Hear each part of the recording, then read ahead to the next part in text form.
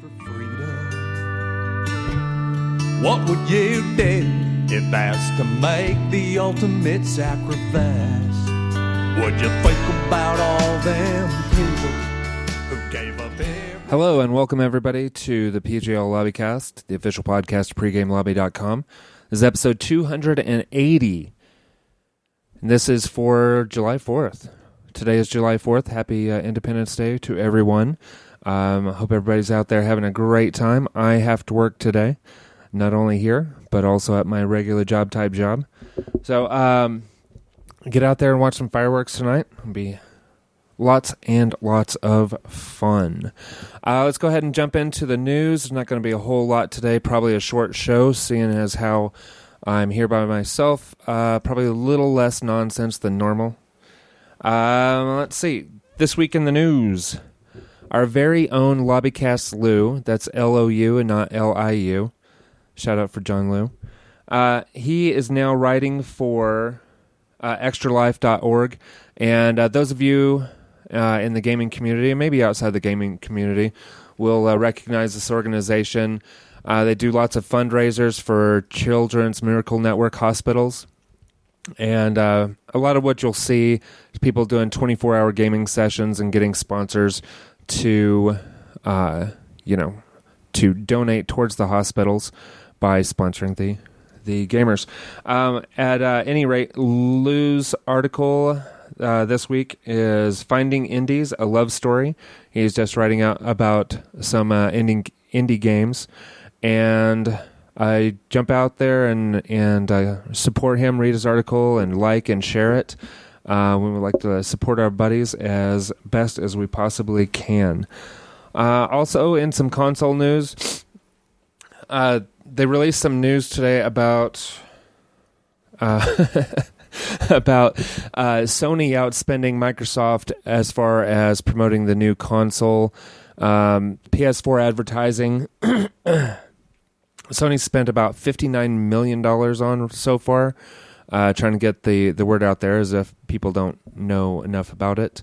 And in comparison, Microsoft's only spent about $34.7 million, equally ridiculous, but dollar-wise, not nearly as much.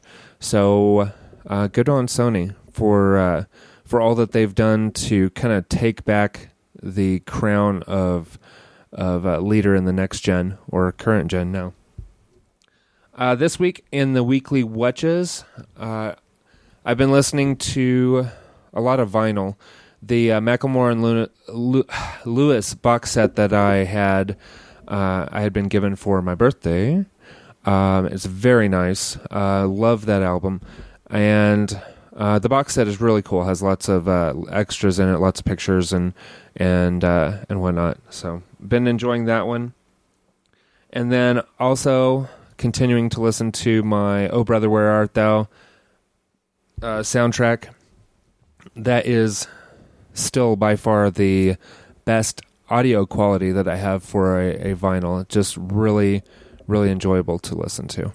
So if you haven't heard it on vinyl, or if you haven't heard it at all, find a way to listen to that. It's a lot of fun. Or go back and watch the movie. That's also a great thing to do. But I have to say that I probably enjoy the soundtrack a little bit more than the movie. And then kind of an interesting one that I've been listening to. It's the brand new Jack White album, Lazaretto, I guess it is.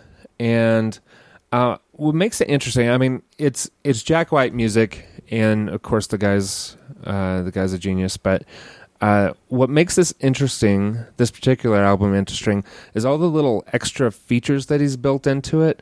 It's kind of different. Like for instance, side A, you kind of start it in the middle of the album, and it plays from the inside out rather than the outside in. Just kind of an interesting little thing there. That of course worked fine. There's supposedly holograms built into the record itself, so whenever it's spinning, the light is supposed to reflect off of it, and has some holographic images. I haven't been able to find them yet, but I may have been looking in the wrong place, or It may have been a question of proper lighting and all that kind of stuff, but still kind of a neat idea. I'm looking forward to actually getting that to work. The first song on the second side has two different intros, and it's kind of neat how they did this. It's got one acoustic intro and one electric intro, and it's kind of cool. It just depends on where you drop the needle as to which intro that you hear. Then they kind of merge into the regular track, which is also very good. And there was another interesting bit. There's actually an audio track underneath the label, and because my record player wasn't able to listen to the whole thing, basically what happens with my record player is it automatically resets the arm if it's anywhere close to the label. So I was able to basically just drop the needle, heard it like just a fraction of a second of audio before the arms picked up and moved back out to the off position. So I think if you have maybe an old school and that doesn't automatically reset like that, then you have a little easier time hearing what that hidden track would be. And then for podcasts, I got caught up on Common Sense with Dan Carlin. Probably listened to, 4 or 5 episodes. And basically all I did is I replaced my workout track with this, and I also played it on my commute to work. And it was good getting caught up on this. For those of you who haven't listened to it, Common Sense with Dan Carlin is kind of like, I wouldn't say politically neutral, but it's definitely a lot more even in its biases, I guess, because he kind of takes shots at both the conservatives and the liberals as far as how they are running our country, and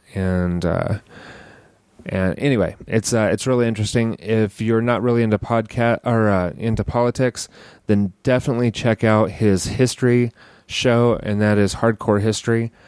And he just does a great job. Love listening to his shows, both of them. Getting into what I've been watching this week, I had a lot of fun today because while I was writing notes for the show, I was watching Team America World Police. It seemed kind of fitting, being it was the 4th of July. And like I said, a lot of fun.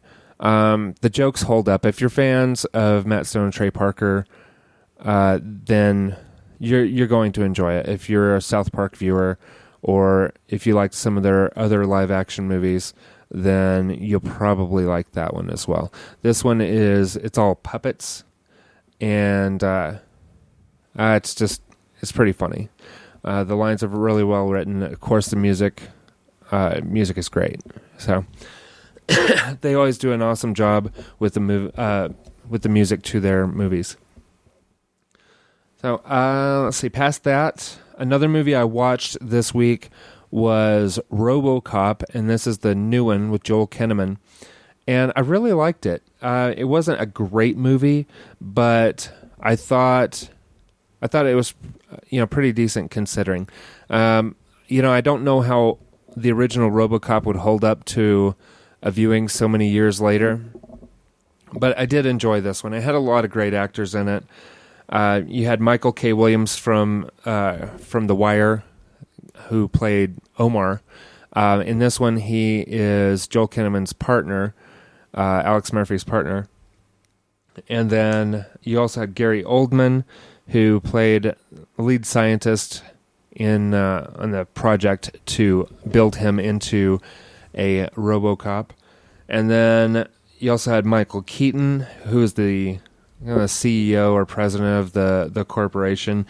Then Samuel L. Jackson kind of had an interesting part. He was kind of a Bill O'Reilly type talk show host or opinion piece host or whatever they call those things. And he had running commentary throughout the movie on what was going on and its impact and this, that, and the other. He was very pro robotics in the movie, and Jackie Earle Haley had a smaller part in there, but it was pretty enjoyable too. I'm trying to think who else. I think those are the main ones. But anyway, if you haven't checked it out, it's worth a watch.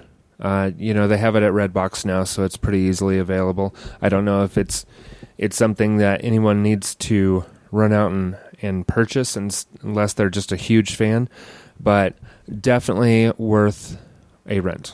So check that out. It'll probably be on video on demand before too long, or if it's not already, I haven't noticed. And for television this week, I watched the Penny Dreadful finale, and it was really good. Those of you who haven't been watching it, it's kind of a gothic action movie. It's kind of hard to find anything to compare it to, maybe like League of Extraordinary Gentlemen or Van Helsing or something like that. I hate throwing out such really crappy comparisons, but I'm just talking thematically. Main character Vanessa, she's very sensitive to like spiritual things like demons and ghosts and things along those lines. And she's working with this professor guy and a American gunfighter guy that's I don't remember his name in the show, maybe Ethan.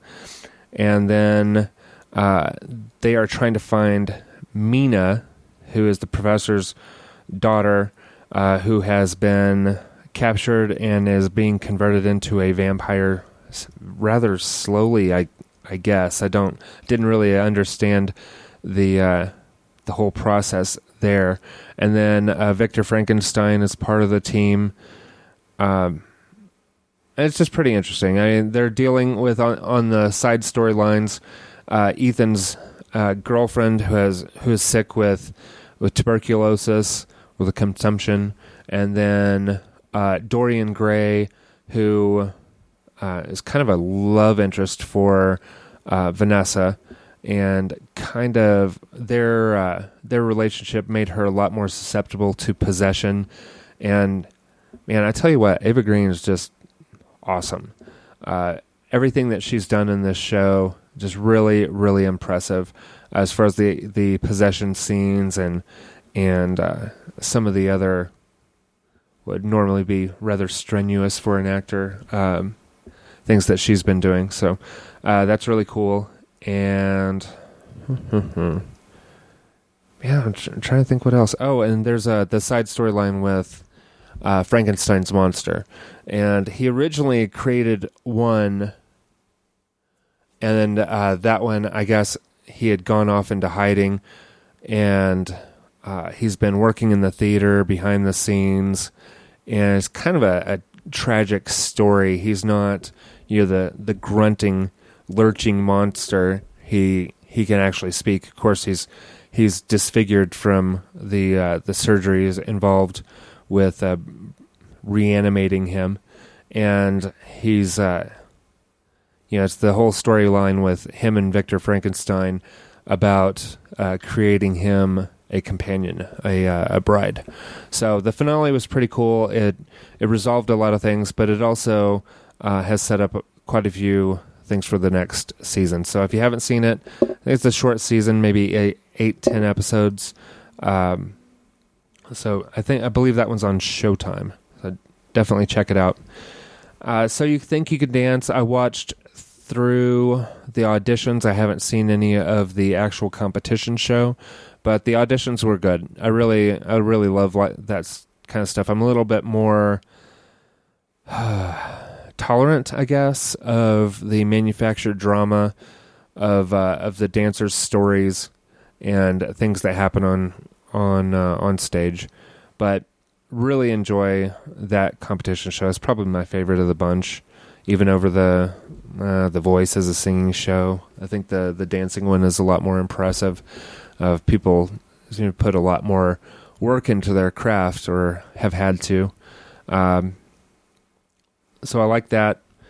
Dominion. Yeah, I after watching a second episode, I can't watch a third. I'm pretty much out on it. I wasn't a fan of the original movie, so I didn't figure that this one would hold on to me for very long. And I watched an episode of the Will Wheaton Project, and that was fun. Will Wheaton's great. You know, he and Chris Hardwick, they always do a great job, and I think they're really funny guys. And 24, I know I was complaining last week as Jack was running out after Navarro, failing to alert anyone to the fact that Navarro was the mole inside of the CIA. But they fixed that within the first couple minutes of this most recent episode, where he calls back to the station, the CIA station, and alerts them to the fact that Navarro's a bad guy. I really, really thought it was going to be another crappy 24 storyline where Jack gets Navarro's able to convince people that Jack's actually the bad guy. I don't know. I'm glad they didn't do that, but it's almost like the director of this episode went back and said, "Oh, yeah, screw that. I'm definitely not going down the standard 24 route again." And so, the story's progressed. It's got to be almost done now. I forget. Let's see here. Chloe's love interest, the Adrian Cross guy. He's got control of the box that helps people break into different security systems and military systems throughout the world. And then Cross loses it to Chang, and Chang's the guy who had captured and tortured both Jack and Audrey back when this was a regular season and not this miniseries stuff. And I guess it was all right. It's 24. It's Jack Bauer. You got to love it even when it's bad. And let's see. I also watched the new show, The Leftovers, and this is where. So I think it's from Damon Lindelof from Lost fame. It's about the survivors of this global event where 2% of the world's population just disappears, and the story of the main character is a little convoluted. He's a small town sheriff whose father used to be the sheriff, and he had a psychotic break. And then after everybody disappeared, then his wife joins one cult, his son joins another cult, his daughter is being difficult to raise as a single father, and yeah, it should probably get better fast, or I'll probably be out on this one as well. The Last Ship is one we talked about quite a bit last week, the Michael Bay television show. And Brick, I have to tell you, the second episode did not run me off yet, so I'm probably going to be in for a third. Lots of explosions. The ship arrives at Guantanamo Bay, Cuba, to refuel and find some more supplies for the trying to help out with the virus and try to get more food. And then there's a lot of battling at Guantanamo Bay because some of the remaining guards or military contractors, whoever they were, ones who survived the virus outbreak, decided it would be a good idea, since there were no more governments or anything, to release the terrorists. And predictably, as movie and television terrorists do, they immediately turn on them and are taking shots and building explosives and all that kind of stuff to kind of hamper the efforts of the quote-unquote heroes of the show. So, pretty predictable so far. Rona Mitra continues to be awesome. That's about it. I think that's all the television and movie watching that I got done this week. Been a busy week for everybody, of course. These holiday weeks are always like this. And And let's see, what you playing? Really not playing anything this week. I think I turned on Lord of the Rings Online just to log in to update. That seems to be my biggest game these days, is updating a game to possibly, maybe spend 2 minutes with it. So it takes longer to update the game on the PC than it does to actually do whatever I do in it, which is basically log in and log out. So rather sad gaming this week. But I think that brings it to a close. It's going to be short and sweet this week. Of course, without the discussion, fills up a lot less time. So, everybody, thank you for watching and listening. We will be back next week with episode 281. Not sure who's going to be around for that one. Not even sure if I'm going to be around for that one. But there will be a show of some sort next week. And I think that's about it. Remember, everybody, freedom isn't free. Costs $1.05. If you don't throw in your $1.05, $1.05. Freedom costs $1.05.